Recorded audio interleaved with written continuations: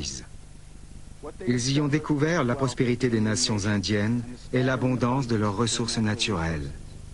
Les superbes fourrures, les peaux de daim à profusion. De leur côté, les Indiens ont découvert que les objets que les Européens leur offraient facilitaient la vie. Haches en métal, couteaux, bouilloires en cuivre et armes. Et pendant un temps, cet arrangement simple a fonctionné. Mais très vite, l'Amérique du Nord est devenue pour les Européens une proie irrésistible.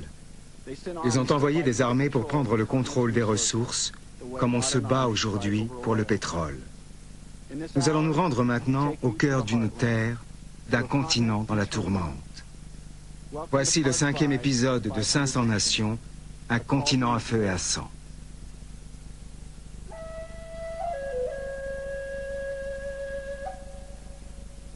La première fois que l'homme blanc est arrivé ici, il a vu que nos fourrures avaient de la valeur.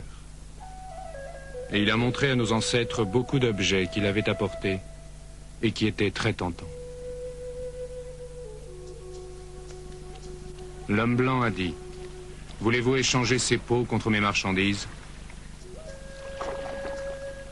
Nos ancêtres ont répondu: « Nous achèterons vos marchandises et vous achèterez nos fourrures. » Les Blancs n'ont rien proposé de plus et nos ancêtres n'ont rien concédé d'autre.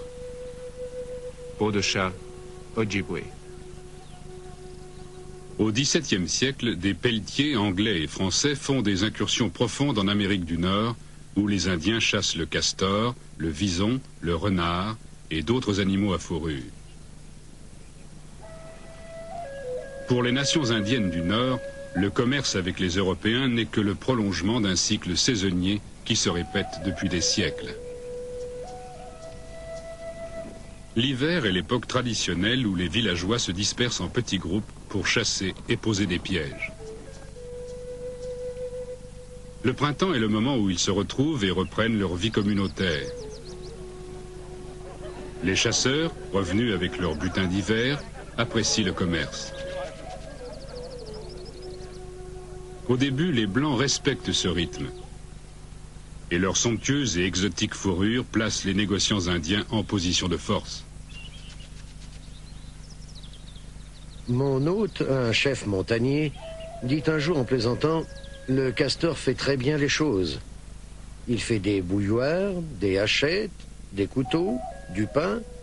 Bref, il fait tout. » Il se moquait de nous, les Européens, et de notre engouement pour la peau de cet animal.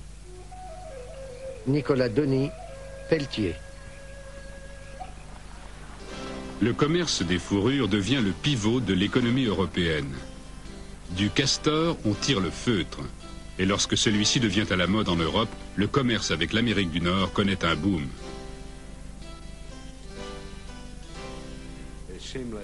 Il semblait que la manière de faire des Européens était de rivaliser entre eux, à celui qui en aurait le plus.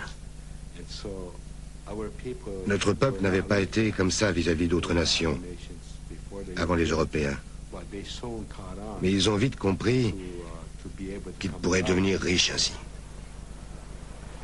L'accroissement de la demande et des prix transforme le négoce de fourrure et, par ricochet, la structure même des nations indiennes. Beaucoup trouvent le commerce plus lucratif que leurs anciennes activités traditionnelles.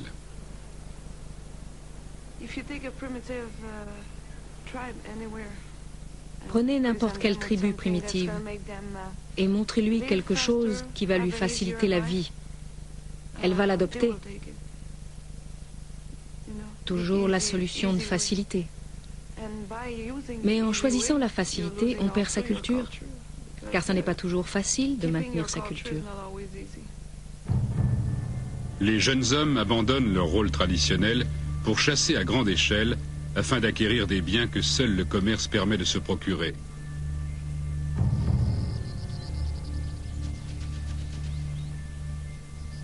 Les nations agricoles délaissent la terre, les champs sont en jachère et on ne fait plus qu'échanger la fourrure contre la nourriture apportée par les négociants européens. Les anciennes valeurs culturelles et spirituelles sont mises à mal, à mesure que la chasse commerciale transforme la relation entre les Indiens, la terre et les bêtes. Même les marchands européens notent ce changement. Avant, Ils ne tuaient les animaux qu'en fonction de leurs besoins. Ils n'accumulaient jamais les peaux d'élan, de loutre ou de castor au-delà du nécessaire pour leurs besoins propres.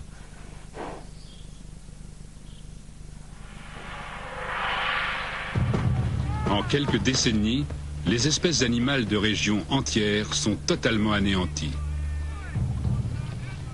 Auparavant, personne ne nous donnait envie de gaspiller nos animaux, comme nous l'avons fait après l'arrivée des Blancs sur cette île.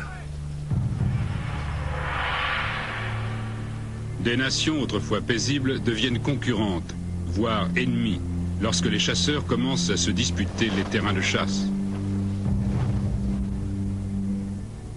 Les temps ont terriblement changé. Tout est sans dessus-dessous, surtout à cause des Blancs. Jadis, nos ancêtres vivaient en paix, dans l'amour et l'harmonie, et avaient de tout en abondance. Mais ce n'est hélas plus le cas.